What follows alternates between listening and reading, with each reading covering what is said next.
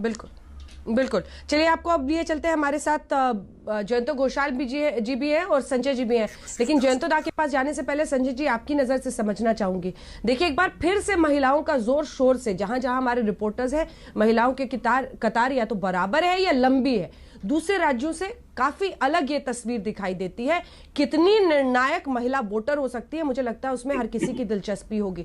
दूसरी तरफ जो कथित रूप से ऑडियो टेप सामने आया है ममता बनर्जी का, कि जिसमें वो सितालकुची के अपने उम्मीदवार से कह रही हैं कि कूच बिहार में जिन लोगों की मौत हुई है उनके बॉडी के साथ रैली निकाली है, और भड़काने का जो पूरा आरोप बीजेपी लगा रही है, क्या ज्यादा गंभीर है?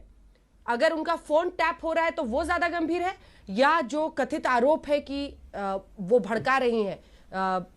बीजेपी तो कह रही है कि दंगों तक के लिए भड़का रही हैं, और इस तरह की बात सोशल मीडिया पर आज वोटिंग के दिन फैलाने की कोशिश है। दोनों पर आपका देखिए अंजना जी, अगर हम कहते हैं बुखार है, बुखार नापने का तो पैमाना है। एक हमारे पास यंत्र है, थर्मामीटर। आजकल तो तमाम तरह के थर्मामीटर आ गए हैं, हम उससे लगा के बुखार नाप सकते हैं।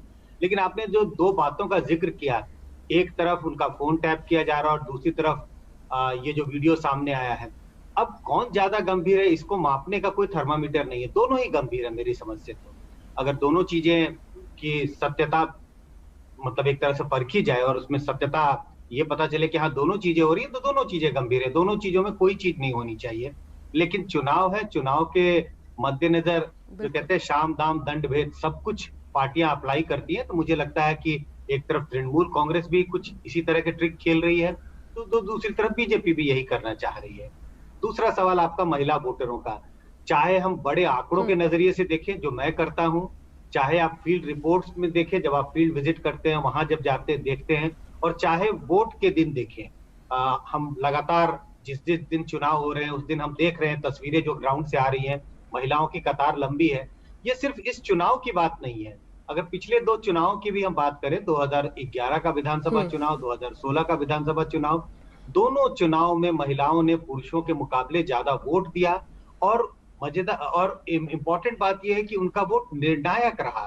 निर्णायक इस आधार पे कि उनका वोट, उनके वोटों का झुकाव जो है टीएमसी की तरफ रहा, जिससे टीएमसी को, ममता बनर्जी को फायदा होता रहा।